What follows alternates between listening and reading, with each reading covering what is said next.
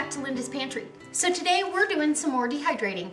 I'm still working on the pantry and I'm making room for canned goods. That the canning season is coming upon us and getting the gardening done and all that. And so I really wanted to share with you canned pineapple. I've got a number 10 size can, that chunk pineapple, or even rings, doesn't matter. It is so delicious when you do this, and my husband really likes it. He has really worked on the peaches, so I'm going to do some pineapple chunks because I've got a video coming up for a meal in a jar that I need some pineapple for, and I need some rice, but I need instant rice. So I'm going to dehydrate and cook and dehydrate some jasmine brown rice, and it's an organic rice. It's delicious. So I hope this inspires you to stay with me, and if it does, go down in the description box, that show more box below.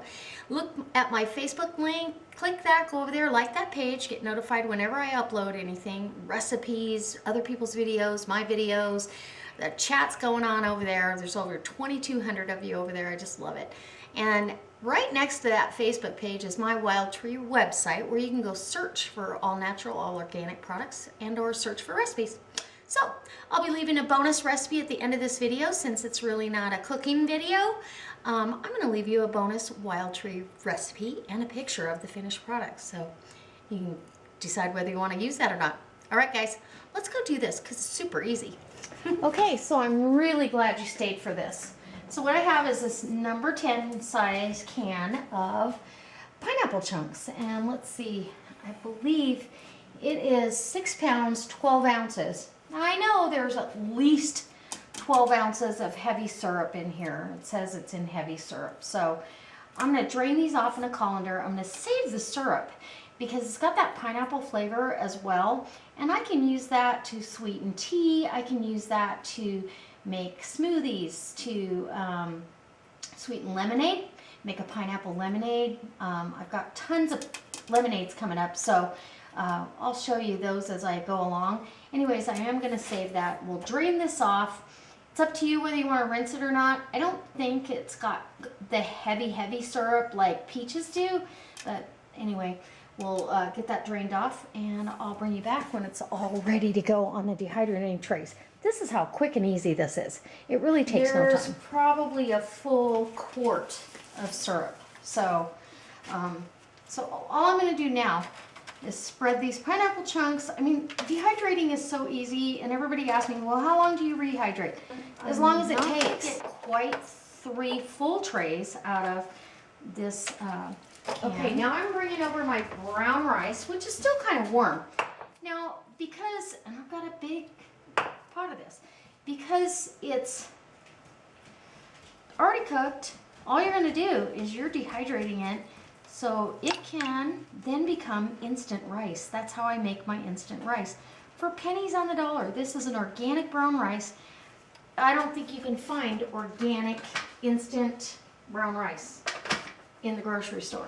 So all right, so this is what I've got. I've got, I don't know if you can see all this, but I have 5.5 trays of rice. So that's the jasmine brown rice, organic jasmine brown rice.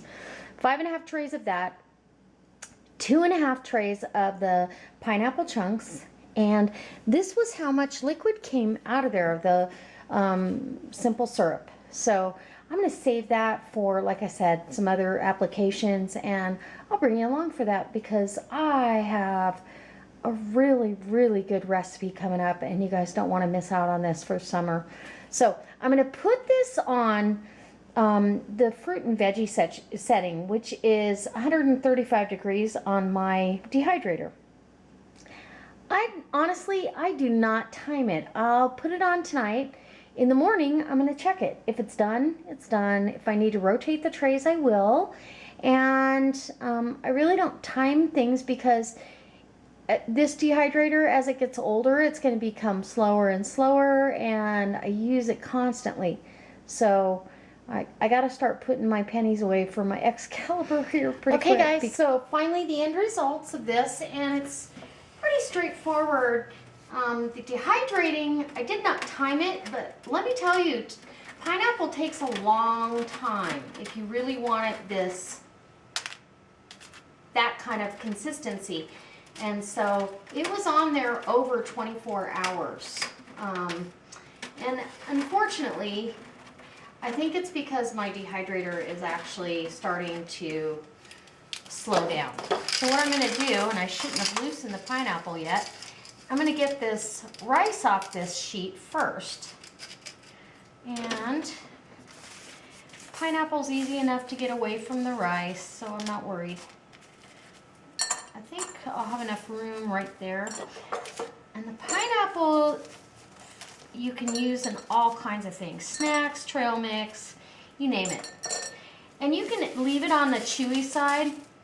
Now your rice is going to stick together in clumps like that. You just break that up. Just like that.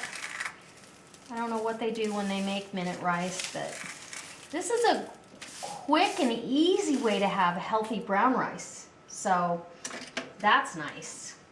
And then I take the parchment and I'll put it right in there. And then the pineapple, as you can see, kind of sticks to the tray a little bit. I'm not worried. You just work it off of there. So, and I had 2.5 trays of pineapple. So that was really a good, it doesn't seem like a lot, but when you think about it, being a number 10 size can, that's a lot of pineapple. It's over 6 pounds of pineapple. And we're going to condense it into a really small space. I should have a bite. It's so good.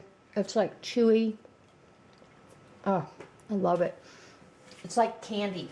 So in a situation where you weren't able to get a hold of that kind of thing, it'd be great to have that on hand.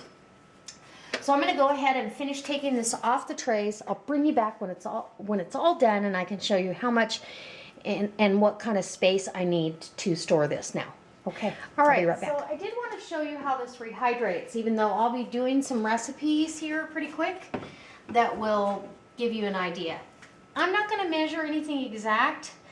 It's just like cooking. If you get it too watery, let it evaporate. If you get it too thick or it's not enough, add more water.